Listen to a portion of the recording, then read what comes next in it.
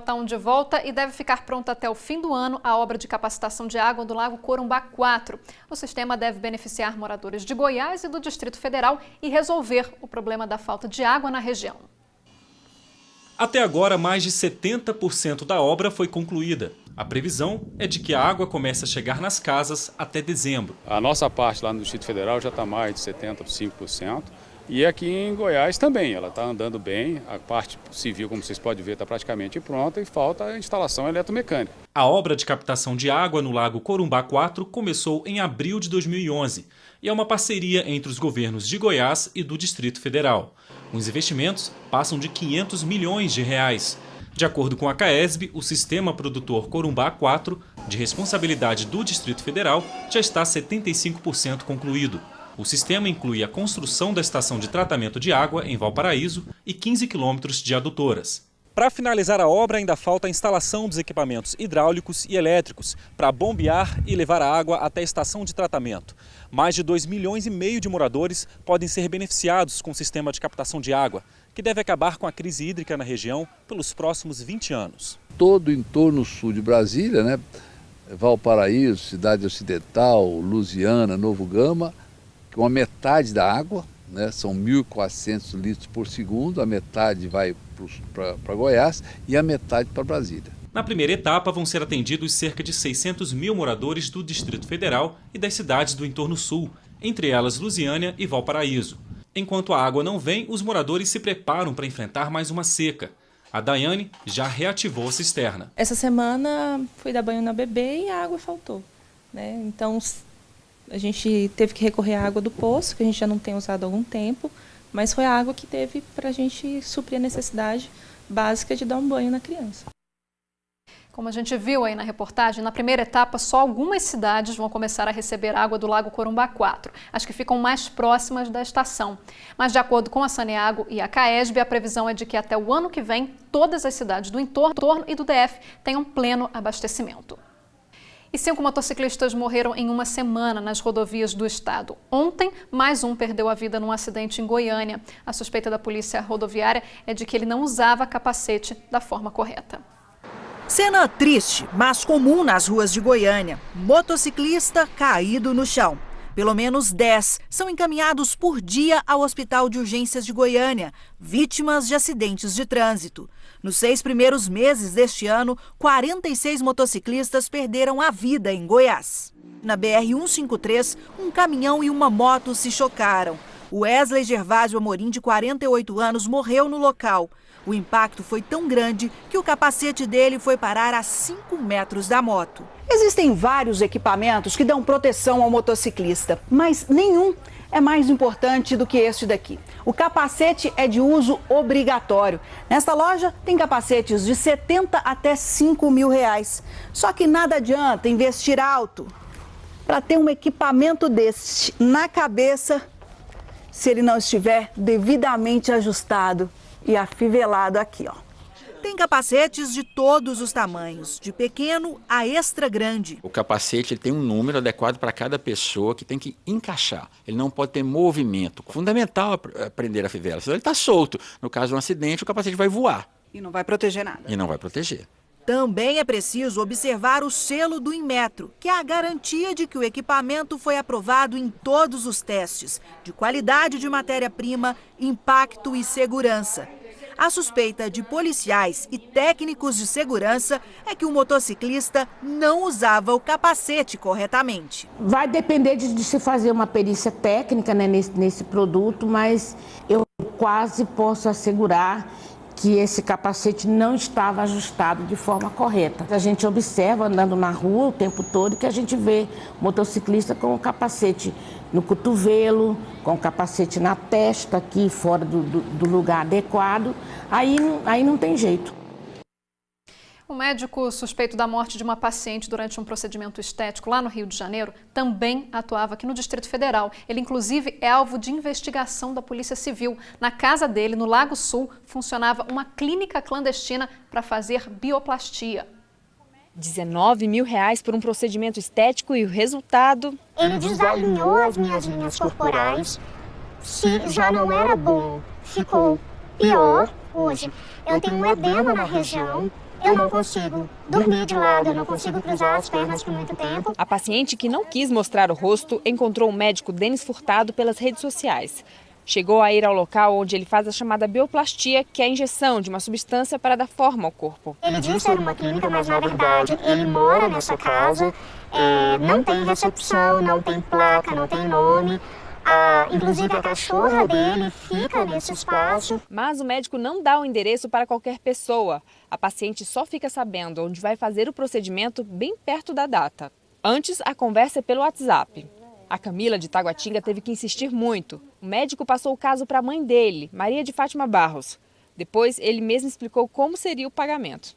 A gente pega o valor todo, retira o valor do serviço que você fizer lá na minha casa e o que sobrar divide em 10 vezes junto ao fabricante, porque o financiamento é com ele.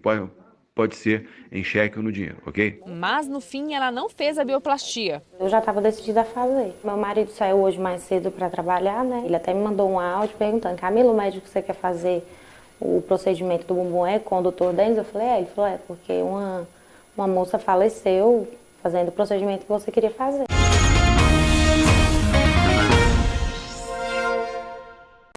Estamos de volta e agora a gente fala de trânsito. Nossa equipe tem recebido diversas reclamações pelo QVT de pessoas que estão estacionando em local proibido. Muitas vezes isso pode resultar até em acidente. Veja na reportagem. Quem é que não fica feliz quando vê um carro saindo de uma vaga bem na hora que você quer estacionar? Deu sorte. Um pouco, depois de dar 2 voltas. Mas nem todo mundo tem essa paciência. Aí a criatividade vai longe e algumas vezes acaba desrespeitando a lei. É carro estacionado em cima da faixa, atrapalhando o acesso para cadeirantes, na esquina mesmo, do jeito que dá. Mas nem sempre isso termina bem. No fim de semana, esse carro bateu no caminhão que estava estacionado do lado do canteiro central, o que, segundo o agente de trânsito, é proibido. Ali é a pista de ultrapassagem. A pista tem estacionamento e 2 pistas, 2 vias. A de cá para quem está mais lento e a de lá para quem está mais rápido. Quando a pessoa estaciona lá, pode acontecer uma colisão na traseira e ele está errado de ter que arcar com um prejuízo. Na Avenida Doutor Ézio Carneiro, onde ocorreu o acidente, o número de infrações faz fila. Olha aí a quantidade de carros parados do lado do canteiro. Lusiana tem um déficit de estacionamento. Às vezes nós permitimos não autuando, mas a pessoa quando para está correndo todos os seus riscos. Ela assume o risco de estacionar errado. Então se acontecer alguma coisa não é permitido e ela também pode ser autuada. Mas na Avenida Inácio Neto tem estacionamento de sobra do lado direito. Mas os motoristas parecem já ter se acostumado com o que era errado e dão preferência à sombra. Em frente à Secretaria Regional da Saúde, os veículos passaram a tarde toda na calçada, o que é considerado uma infração grave pelo Código de Trânsito Brasileiro. E em muitos casos, o motorista comete mais de um tipo de infração. Aqui, por exemplo, o veículo não está respeitando os 5 metros de distância que deve se manter da esquina. Imagina a dificuldade para o motorista que está fazendo a curva e dá de cara com esse veículo parado. Aqui encontramos um caso semelhante. Olha onde esse motorista estacionou. Está infringindo a lei de trânsito. Está numa via de rolamento. Cadê os agentes de trânsito para rebocar o carro? A DITUR, Divisão de Trânsito e Transportes Urbanos de Lusiânia, disse que a pessoa pode denunciar o motorista que estacionar em local proibido. O telefone é o 3906-3328. A multa é grave, de R$ 195, além de 5 pontos na carteira, e o carro pode até ser guinchado. Já sobre os carros da Regional de Saúde estacionados em cima da calçada, os responsáveis disseram que entendem que isso é errado, mas afirmaram que os veículos são colocados na calçada para carga e descarga de material e vacinas que chegam na Regional. Disseram que depois disso, os carros são retirados da calçada e estacionados corretamente na via. E já pensou numa relíquia de família passada de geração em geração que de repente é roubada? Nesse caso aqui, a relíquia é um carro que na família do seu Osmário tem até apelido. E para não passar o que o seu Osmário está passando, tem colecionador de carro antigo que está estacionando o veículo amarrado a uma corrente. Vamos ver essa história. A placa já diz tudo. Esse aqui não é um carro qualquer. É carro de colecionador.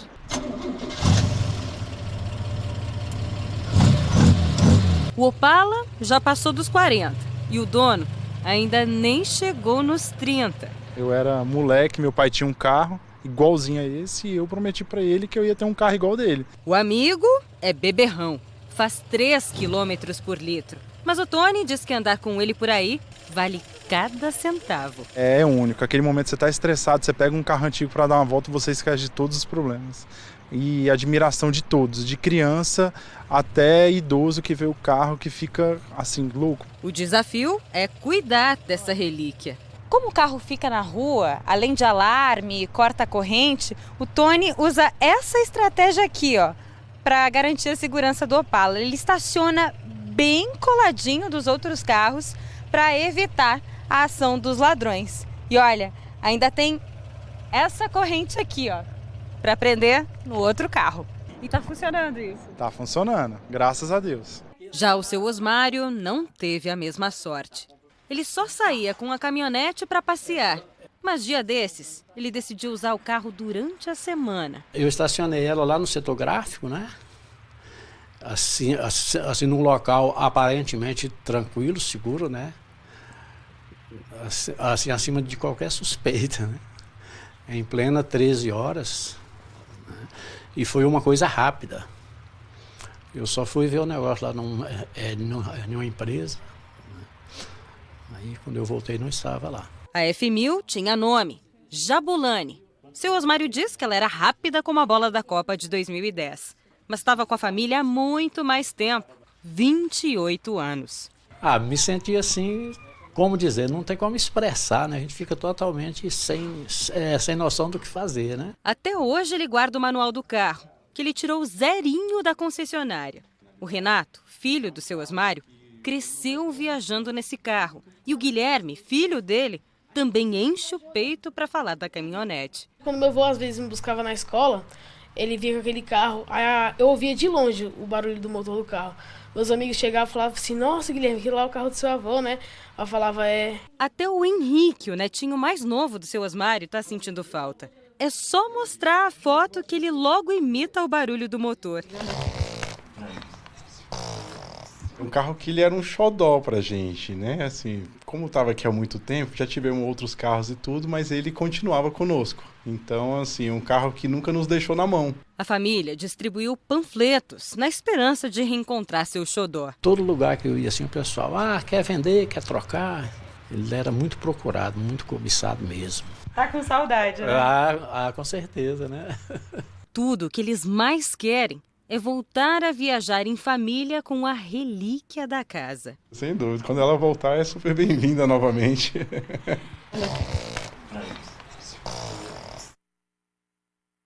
E agora a gente vai falar de um assunto que interessa você que tem cachorro ou gato. É que esse tempo seco do inverno também traz problemas e doenças para os animais. Por isso, o cuidado com os pets precisa ser redobrado. Assim como a gente, no inverno os pets ficam mais vulneráveis a certas doenças e por isso são necessários alguns cuidados para evitar que esses bichinhos fiquem doentes. Nessa época, a doença mais comum nos animais é a chamada tosse dos canis, que se assemelha à nossa gripe ou resfriado, como conta este veterinário. A traqueobronquite, que é uma doença viral, você previne ela com vacina. Dá mais nesse tempo seco, mais frio, animais que ficam aglomerados, às vezes tem mais de um, ou vai tomar banho em pet shop, fica em hotelzinho, estão mais suscetíveis a essa doença. E para proteger o animal, vão aí algumas dicas. A primeira é evitar que eles fiquem expostos ao frio e, de preferência, abrigá-los nessas casinhas ou colchonetes ou usar algum cobertor. As roupinhas também não são só capricho. Dependendo da raça, elas ajudam a aquecer os bichinhos. No frio, outra coisa que não pode faltar é água e alimentação balanceada. Nesse período, o gasto energético é maior, então dá até para aumentar a quantidade da ração em 20%. Agora, os banhos precisam de atenção especial. Não precisa reduzir a frequência, mas é bom usar água mais quentinha e secar o quanto antes. E por fim, tem uma última dica, mas essa dá para seguir o ano inteiro. Amor, nesse frio eu super indico um cachorro para todo mundo, tá maravilhoso, tá mais suave. Com certeza. E pesquisadores da Embrapa estão realizando estudos para estimular o produtor rural a preservar o cerrado e, ao mesmo tempo, lucrar com isso. Veja na reportagem. Quando surgiu a oportunidade de trazer o projeto Biomas, trazer a Embrapa para dentro da fazenda, para pesquisar, a gente abraçou logo o projeto.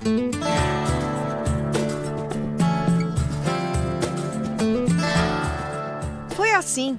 O Adriano abriu as portas da sua fazenda em Planaltina para descobrir como produzir, preservar e ainda lucrar. A lei é clara.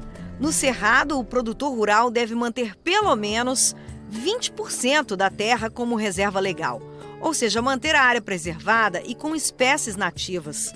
O projeto ensina o produtor rural a ganhar dinheiro também com essa vegetação. Isso é importante, isso o produtor tem que fazer, mas para o produtor fazer, precisa ser criado um modelo econômico de como fazer, o que fazer, e é o que está sendo buscado aqui na fazenda. E já são 6 anos de pesquisa na fazenda em Planaltina. 22 projetos implantados com foco na preservação, nas produções rurais no Cerrado. Já foram plantadas aqui cerca de 20 mil árvores de 120 espécies diferentes. O Cerrado é um grande pomar. Se a gente conseguir entender isso, que no Cerrado nós temos mais de 50 espécies nativas que têm uso econômico, a população aceita o piqui, aceita a mangaba, o araticum, o jatobá, né? Então como que a gente coloca isso dentro de aquilo que o agricultor tem como uma obrigação? Como é que a gente faz mudar esse entendimento do agricultor que está em a obrigação de fazer o plantio e daquele consumidor que tem a responsabilidade ambiental na hora que ele consome esses produtos, na hora que ele vai no supermercado e seleciona essas espécies de modo a remunerar esse produtor. Agora, o resultado dessas pesquisas feitas aqui na fazenda vão ser muito bem-vindos para os produtores rurais do Cerrado. É que eles vão apontar caminhos para recompor essa área de reserva legal, unindo o útil ao agradável, ou seja, de uma forma ambientalmente sustentável, mas ao mesmo tempo dando a possibilidade de um retorno econômico.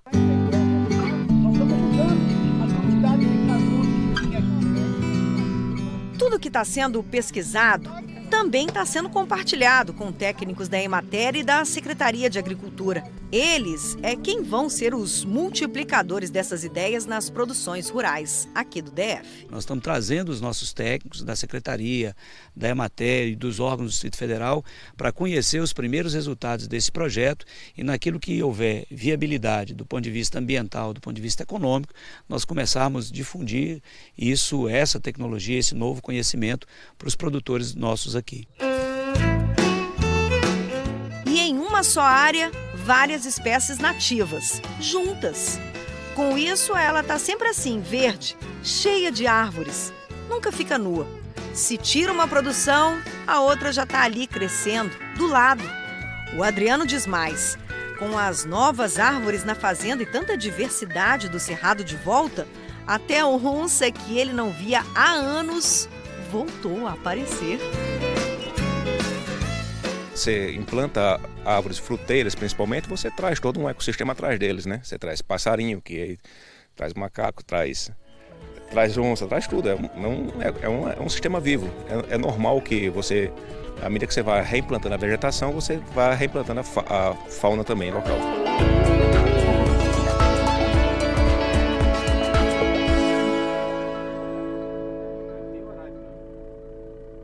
E hoje, 18 de julho, é aniversário de Cristalina, conhecida como a Cidade dos Cristais. Cristalina tem mais de 50 mil habitantes. A cidade surgiu no século XVIII. Garimpeiros que buscavam ouro descobriram os cristais.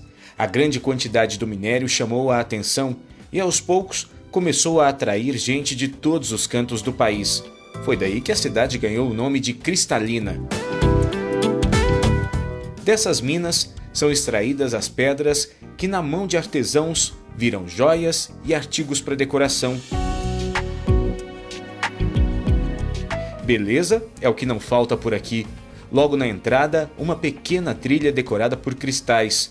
Um dos pontos turísticos mais conhecidos de Cristalina é a Pedra do Chapéu do Sol.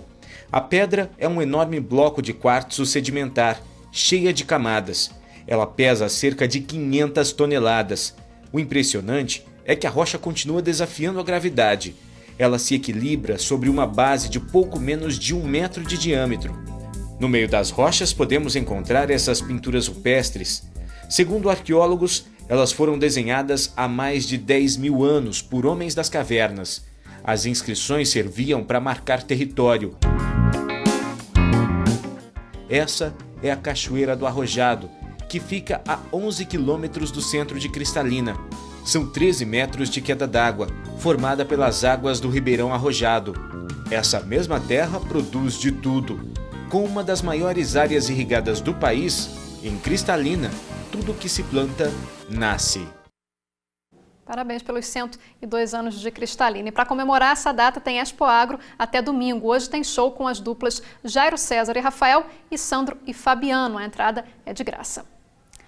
O Jornal Anhanguera termina aqui. Na sequência tem o Globo Esporte. Uma boa tarde para você.